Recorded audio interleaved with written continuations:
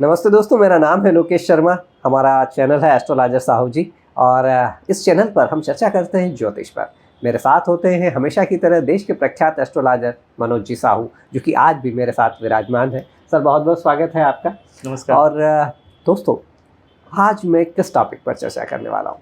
जी हाँ, एक ऐसा टॉपिक जिसे लेकर हमेशा आपकी कुंडली में, आपके मन में आपकी कुंडली को लेकर उत्सुकता रहती है कि क्या कहीं कोई ऐसा योग मेरी कुंडली में भी छुपा है क्या? क्योंकि जब भी कुंडलियों की बात होती है, जब भी ज्योतिष की बात होती है, तो ऐसे ढेर सारे राजयोगों की बात भी होती है, जो ऐसा कहते हैं कि यदि वो राजयोग आपकी कुंडली में हो तो रातों रात आपको अरबपति खरबपति तक बना सकते हैं। ऐसे राजयोग आपने भी सुने होंगे, गजकेसरी राजयोग, पंचमहापुरुष राजयोग। तो इस तरह के राजयोगों की क्या हकीकत है? क्या वास्तव में ये एग्जिस्ट करते हैं? क्या ये एक्टिव होते हैं या इन्हें एक्टिवेट करना होता है? इन सारे तमाम प्रश्नों का जवाब आज के इस एपिसोड में मैं आपके लिए लेकर आने वाला हूँ। सर, बहुत बहुत स्वागत है आपका। धन्यवाद जी। और मैंने भूमिका तो बांध ही दी है। हाँ। तो मैं जानना चाहूँगा सर कि जनरली, मतलब जिसे कहते हैं ना कि बहुत सारे लोग कहते रहते हैं कि यार किसी ज्योतिष के पास जाओ तो आपकी कुंडली में तो ये वाला राजयोग है या आपकी कुंडली में ये वाला राजयोग है। हाँ जी। पर लोगों का पूरा जीवन हो जाता है, कितनों की मिड एज, कितनों की पूरा अंतिम समय तक आ जाता है, पर उनको कहीं कोई लक्षण ही नज़र नहीं आते हैं। उनको बचपन में तो बता दिया जाता है कि साहब ऐसी अपार संपत्ति हो जाएगी, ऐसी धन दौलत हो जाएगी, लेकिन कितनी बार वो कहते रहते हैं कि भैया कुछ नहीं हुआ। तो क्या रहता है सर ये सब? सच है, सच है। ये भ्रमित जो होना है ना, जिसको जी जी बोलते हैं ना कि आपको चलाने वाला ऊपर वाला है, कब किसको किस माध्यम से क्या सलाह मिलेगी, जी जी ये आपका नसीब तय करता है। जी जी जी मेरी नज़र में आपका कर्म तय करता है। जी हाँ, जी हाँ। मेरी पंच लाइन है, ये पंच लाइन है सर की। मेरे वीडियो में हमेशा ये बोला जाता है कि आपका कर्म ही डिसाइड करेगा कि आपको किस गुरु से कब सलाह मिलने वाली है। और इसलिए मैं ब्लेसिंग कर रहा था, जैसे आपने स्टार्ट किया जी जी कि राजयोग, तो मुझे पता है कि आप कुछ इस तरीके से बोलेंगे कि जो मुझे जवाब देना जरूरी है। जी जी जी जी। तो मैं आपको बताना चाहूँगा, राजयोग हर किसी की कुंडली पर होता है। अच्छा, ये सच है दोस्तों, क्या बात है। लेकिन राजयोग आपका मैनिफेस्ट नहीं होता है, क्योंकि आपका प्रारब्ध कर्म का जो कर्ज है, ओके, वो जब तक आप चुकाओगे नहीं, जब तक ये एक्टिवेट नहीं होगा। बहुत बड़ी गहरी बात बता रहा हूँ कि हर व्यक्ति राजयोग लेके पैदा हुआ है, बशर्त ये है कि उसका जब तक प्रारब्ध कर्म का कर्ज वो नहीं चुकाएगा, जिसको बोलते हैं पास्ट बैगेज, तब तक उसका राजयोग वो एक्टिवेट नहीं होगा, मैनिफेस्ट नहीं होगा, उसको सफ़र करना ही पड़ेगा। सर, मैं भी पहली बार सुन रहा हूँ इस तरीके, मतलब इतनी नॉलेजेबल बात। सच है। जी जी जी। कोई भी व्यक्ति जो इस कलयुग में पैदा हुआ है जी, कुछ अच्छे कर्म किया है, कुछ बुरे कर्म किया है। ओके। मैं आपको बता रहा हूँ, आज यदि कोई गरीब से गरीब व्यक्ति भी जो भीख मांग रहा है, तो वो अपना कर्मा भोग रहा है। अच्छा, सच है। जी जी। लेकिन भीख मांगते मांगते मांगते मांगते कभी तो कुछ ऐसे पल भी आएंगे उसके, या उसके हाथ से जूठन भी गिर गई ना, जूठन खाते खाते, जी जी जी। और उस जूठन को यदि चींटी, मक्खी, मच्छर उसने भी खा लिए ना, वो भी उससे एक नेक कर्म हो गया। क्या बात है। कहते हैं ना कि गरीब आदमी क्या करेगा। कुछ लोग तो शिकायत ही करते हैं यार, एक दूसरा पहलू है। जी जी। कि कुछ लोग तो शिकायत ही करते हैं कि ज़िंदगी में यार भगवान ने दिया ही क्या है, मैं क्यों करूं अच्छा कर्म। जी जी। और क्यों करना चाहिए, जब मेरे को मिला ही नहीं तो मैं क्यों करूं। वो शिकायत करते हैं। उनकी ज़िंदगी मनुष्य होती नहीं, वो बना लेते। सही बात है। आदमी दान करने के लिए भी ये सोचता कि 1 करोड़ होंगे तब मैं सोचूंगा दान करने का। तो मैं आपको वही बता दूं कि कुछ लोग ये सब सोचते हैं जी, लेकिन फिर भी उनसे अनजाने पे भी पुण्य हो जाता है। जी जी जी। और ऐसे कर्म हो जाते हैं जो अगले कदम पे फिर वही बात है कि फिर भिखारी बनोगे, खाने को तो तब भी मिलेगा। जी जी। क्योंकि अनजाने पे आपने कर्म किया है। जानबूझ के करोगे तो आपको अच्छी ज़िंदगी मिलेगी। ओके। अब करना किसको है, क्यों करें, क्यों करें से पहले करना किसको और किस तरीके से करें और क्यों करें, ये जानना जरूरी है। यदि आपको श्वास मिली है तो तुमको क्या लगा, कुदरती तो मिल गई, लेकिन किसी ने पेड़ पौधे लगाए हैं तो मिले, तो जाके सांस मिल रही है ना। सही बात तो वो है। कर्जा है, उसको कैसे चुकाओगे। जाहिर सी बात है पेड़ लगाना होगा। ये है सच्चाई। राजयोग की बात चली है, राजयोग तो मैं आपको समझा दिया कि राजयोग हर किसी की कुंडली पे होते हैं, बशर्ते ये है कि उनको अपना कर्म भोगना पड़ता है। सर आपने जिस तरह से कहा कि मेरे लिए हालांकि आश्चर्यजनक बात थी, क्योंकि मेरी लाइफ में पहली बार सुना कि राजयोग हर किसी की कुंडली में होता है। तो राजयोग जिसे कहे कि आपने कह भी दिया, ये भी बता दिया कि क्योंकि प्रारब्ध कर्म हम भोगते हैं तो उस वजह से राजयोग के फल नहीं मिल पाते हैं। लेकिन यदि किसी को वास्तव में अपना राजयोग के सिम्टम समझना हो या उसका एक्टिवेशन समझना हो या मैनिफेस्टेशन समझना हो, सबसे पहले तो ये जानना पड़ता है लोकेश जी कि राजयोग आपकी जन्म पत्रिका में किस प्रकार का आया है और उसकी परसेंटेज कितने प्रकार की है, कितने परसेंट है। जैसे राजयोग का कई बार आप लोगों ने नाम सुना होगा, मालव योग राजयोग में आता है, सस योग आता है, पंचपुरुष महाराजयोग, पंच महापुरुष योग होते हैं, गजकेसरी राजयोग होता है, सूर्यगोदादित योग होता है, लक्ष्मी नारायण राजयोग होता है। तो ऐसे लाखों नाम है। उसके वैसे वर्षा हम बात करें तो ऐसे लाखों दोष होते हैं, दोषों के भी नाम होते हैं कुंडली में। अंगारक दोष, मंगली दोष, कालसर्प दोष, पितृ दोष, गुरु चंडाल दोष, शुक्र चंडाल दोष, अमावस दोष, पाप कत्रीय दोष, मतलब ये भी लाखों नाम है। मैं आपको बड़े नाम इसलिए बता रहा हूँ क्योंकि ये पब्लिक में सुने हुए होते हैं, क्योंकि अनजान भी है इसको थोड़ा सा लॉजिक लगाएगा, हाँ ये तो सुना है, नहीं तो मैं ऐसे जो टफ जो नाम है वो बोल सकता हूँ। जिसको ढूंढने लगेंगे, ज्योतिष को ढूंढने लगेंगे, अच्छा ये भी होता है ना। जैसे लाखों नाम होते हैं। अब लाखों दोष हैं और लाखों राजयोग भी हैं। आपकी कुंडली पे दोष भी हैं और राजयोग भी हैं। अब कौन सा राजयोग आया है और किस कारण से, किस कर्मा को लेकर आए हो, किस कर्मा के कारण ये राजयोग बना हुआ है। तो राजयोग को एक पलड़े में रखा जाता है ज्योतिष के माध्यम से, और दोषों को एक पलड़े में रखा जाता है ज्योतिष के माध्यम से। तो जब देखा जाता है कि दोषों का पलड़ा बहुत भारी है तो राजयोग एक्टिवेटेड नहीं है। तो उससे पूछेंगे अच्छा मजदूरी कर रहे हो, बोलता हाँ गुरुजी वेरी गुड। कुछ कर्मा करोगे, अच्छा, बोले कर लेंगे। कब करोगे, धन तो आए पहले। तो स्वार्थ देखो अभी भी कुदरत बोलती है कि स्वार्थ छोड़ के पहले देने की सोचो। यदि आपके पास धन नहीं है तो तन लगाओ। तन लगाओ का मतलब सेवा करो, किसी भी मजदूर को, मजबूर को। यदि आप कोई बीमार को उठा के भी ले जा रहे हो ना हॉस्पिटल में सरकारी, ये इसको बोलते हैं तन से सेवा। मन से सेवा का मतलब होता है यदि आप बस में बैठे हो और आपने देखा एक्सीडेंट किसी का हो गया, ना आप उतर पा रहे हो, ना आपके पास पैसे, तो मन से कैसे सेवा होती है, उसके लिए प्रार्थना तो कर दो यार। आप देखते हो, मैं हमेशा अपने जो क्लाइंट है उन लोगों को एक चीज सबक देता हूँ कि आपसे धन से पैसे से यदि मदद नहीं हो रही है, तन से सेवा नहीं हो पा रही है, आप प्रार्थना करना चालू करो। और मैं खुद इस चीज का मतलब जीता जागता सबूत हूँ। ये सच में ये एनर्जी काम करती है।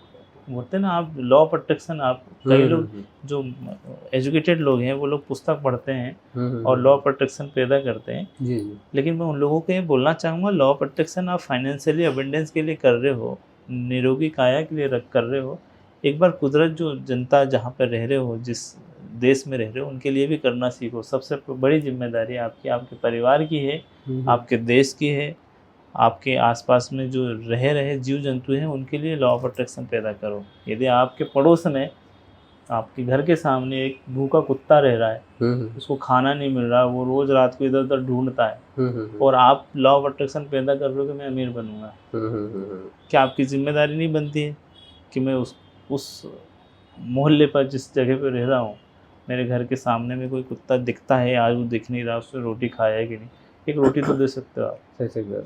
पहले के ज़माने में गाय जो होती थी घरों घर जाके, अभी तो हमारे यहाँ इंदौर के हैं अपन, तो गाय को बैन कर दिया, नहीं तो वो, मैं उन लोगों को तो बहुत बड़ा श्राप लगेगा जो पालने के बाद छोड़ देते थे गाय को, और वो गाय रोड जा जाके, घर घर जा जाके वो करती थी, रोटी मांगती थी, और उनको मिलता था, रोटी मिलता था। तो बहुत मतलब जो देने वाले उनको तो बहुत बरकत मिलेगी, उनका परिवार कभी भूखा नहीं रहेगा, ये सच्चाई है। जी हाँ, पॉइंट है, मैं इमोशनल इसलिए हो जाता हूँ जी जी क्योंकि मेरा धर्म का ही विषय है। जी जी तो विषय ये था कि जब तक आप कर्म नहीं करोगे अच्छा, आपको रिजल्ट नहीं आएंगे।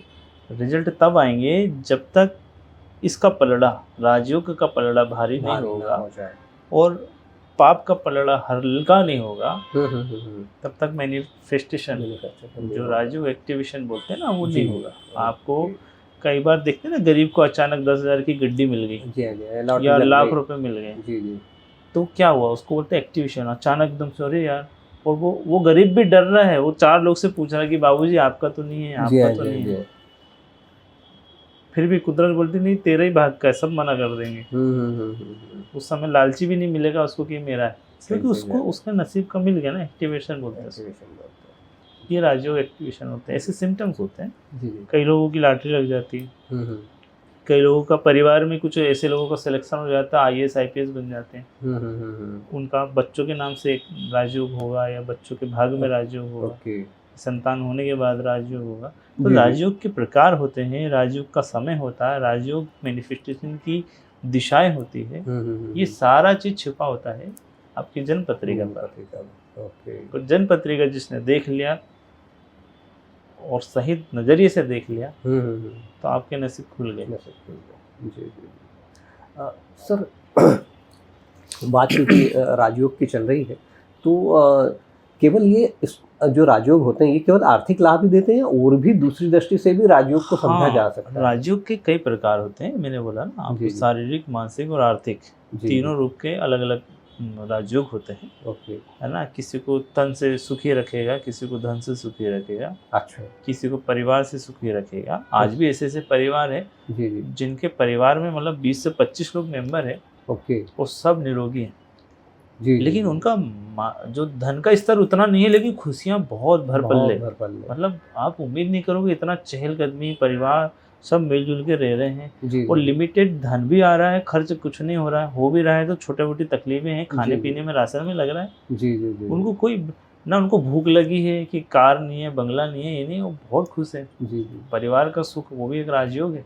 कई परिवार ऐसे हैं, अभी रिसेंटली मैं वास्तु करने गया था, वहाँ देखा कोई भी नहीं रहता उनके घर में, मियाँ बीवी दोनों रह रहे हैं। साकेत नगर की बात है, मियाँ बीवी रहते हैं। बच्चे कहाँ, 2 लड़की हैं, शादी हो गई, एक को लंदन में पढ़ी थी, लंदन में उसने शादी कर ली, एक US में पढ़ने गई थी, उसने वहाँ शादी कर ली, एक छोड़ा है, वो ऑस्ट्रेलिया में शिफ्ट हो गया। तो आप बोले हम लोग ठीक है, रिटायर्ड हैं, पेंशन आती है, तो क्या रीजन है?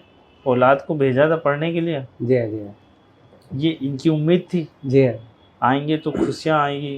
अब खुशियाँ किस लेवल में आ रही कि बच्चे हैं ना, है तो सही है, लेकिन क्या वो बाकी में परिवार है? कहा जाएगा उसको? नहीं कहा जाएगा परिवार। उसको ये कहा जाएगा कि परिवार होते हुए भी आपको सुख का एहसास नहीं। आप मानसिक सुख ले रहे हो बस, दैट्स इट। कि ठीक है यार ईश्वर, और वो भी बड़ी बात है कि सुख तो है उतना तो है कि है परिवार। आज ही सर मैंने एक फेसबुक पोस्ट देखी, शायद राजस्थान का कोई परिवार है, यादव परिवार, तो उसमें जो उनके सबसे पितृपुरुष हैं वो 104 साल के हैं, और संयुक्त परिवार है, और शायद मतलब 47-40 प्लस लोगों का परिवार है, और एक साथ रह रहे हैं। वो बहुत बड़ी बात है। परिवार का सुख मिलना, धनवाड़ी कुटुंब का सुख मिलना बहुत बहुत बड़ा राजयोग है। जिसका परिवार नहीं है और सिर्फ धन है, दोस्त है, यार है, मैं इसको सेकेंडरी गिनूंगा।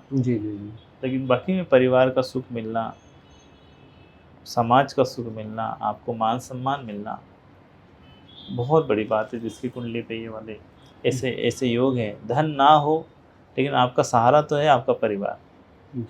तो बहुत अच्छे से सोचो, आप समझो इस चीज़ को। अभी क्या मिला है हमें, उस पर भी खुश रहना सीखना चाहिए। सही बात है ये। सर, यदि किसी की कुंडली में राजयोग है और उसको लगता है कि ये एक्टिवेट नहीं है, तो एक्टिवेट किस तरह से किया जा सकता है? एक्टिवेशन के लिए आपको बता दूं लोकेश जी कि राजयोग एक्टिवेशन किया जाता है। शर्त ये है कि राजयोग कहाँ पे है, किस घर पे है और किस राशि पर है, ये अध्ययन का विषय है। और एक्टिवेशन होगा कि नहीं होगा, ये भी अध्ययन का विषय है। अच्छा। हर चोर चाहता है, हर लालची आदमी चाहता है कि हम जैसा ज्योतिष उसको मिले और वो तर जाए। जी। सच्चाई ये है। लेकिन उनका ईश्वर और मेरा ईश्वर दोनों एक दूसरे को डिस्टेंस में रखते हैं। ओके। क्यों रखते हैं? क्योंकि मेरा ईश्वर चाहता है कि पापियों की मदद नहीं करना, जी। और उसका ईश्वर चाहता है कि तेरे को अभी तो भोगना है, अभी तेरे को बहुत पीक में ले जाके पटकना है, तो तेरे को मैं उसके पास जाने नहीं दूंगा। तो एक्टिवेशन करना हर कोई चाहता है। जी। अब सच्चाई छोटी छोटी चीज बता देता हूँ, फिर भी जी। जो नॉर्मल चीज है, बहुत सिंपल सा राजयोग है जिसका नाम सूर्य बुधादित्य राजयोग है। कौन सा? सूर्य बुधादित्य राजयोग। ओके। सूर्य बुधादित्य राजयोग का एक स्पेशलिटी है कि ये सब्जी की दुकान, किराना दुकान, पान की दुकान, जिस दुकान पर आए दिन पब्लिक खड़ी रहती है हर समय पे, कुछ ना कुछ लोग आते रहते हैं, इसको बोलते हैं पब्लिक सर्विस। एक पब्लिक सर्विस एडमिनिस्ट्रेशन वाली, एक नॉर्मल सर्विस है ना। तो इन लोगों के मालिक की कुंडली पर सूर्य बुधादित्य राजयोग मिलेगा ही मिलेगा। अच्छा। आपने कहा ना एक्टिवेट कैसे किया जाए। अब किसी नॉर्मल की कुंडली पे है सूर्य बुधादित्य योग, मैं बहुत छोटा राजयोग की बात बता रहा हूँ जो बहुत छोटा है। जी। ऐसे व्यक्ति को हम बोलते हैं कि तू कुछ भी दुकान डाल, चाय की दुकान डाल ले, तेरी ग्राहकी बनी रहेगी, तेरी एक्टिवेशन हो गया। ओके। यानी उसको धन आता रहेगा ना, दिखेगा कुछ, भले मार्जिन कम है। जी। लेकिन सच में उसका मन लगा रहेगा कि यार भैया बेले से तो अच्छा कुछ बिजी हो गए। जी। वेले थे, हाँ। भाई घूम रहे थे, लेकिन बिजी हो गए और धन आ भी रहा है। जी। तो ये सूर्य बुधादित्य राजयोग एक्टिवेशन का तरीका होता है। ओके। ये कौन बताएगा? जो मास्टर है, जी, जिसने अध्ययन किया है। तो इसमें एक्टिवेशन कैसे हुआ? एक्टिवेशन वो 100 रुपये लेके निकले, धनिया लेके चले जाए, 100 रुपये के 200 बना लेगा वो धनिया बेच के। अच्छा, हो गया ना एक्टिव, वो निकला ना, उस जगह में गया ना जी। मंडी। अब वो निकलना ही नहीं चाह रहा है, तो काय को आया ज्योतिष के पास? भाई सलाह लेने आया तो निकलेगा। जी। तो ये चीज़ है, इसको एक्टिवेशन। भाई आपके पास हीरा है, जी, उदाहरण के लिए राजयोग, और उसका एक सब्जेक्ट दे दो। आपके पास हीरा है, हीरा कितना महंगा पत्थर है? बहुत महंगा है। हाँ, महंगा है। तो उसको कहाँ बेचोगे आप? डेफिनेटली जौहरी के मार्केट में, जेम्स के मार्केट में। यदि आप उसको ऐसे बाजार में बेचो जहाँ पे गल्ला बिक रहा है, जहाँ पे सब्जियां बिक रही है, जहाँ रेती पत्थर बिक रहे हैं, तो देखने वाले लोग आएंगे, खरीदार वहाँ पे उस क्वालिटी का, उस औकात का नहीं आएगा। बिल्कुल सही बात है। तो ऐसी राजयोग की क्वालिटी होती है, छोटा राजयोग और टॉप लेवल का बड़ा राजयोग। तो बड़ा राजयोग कौन से हैं?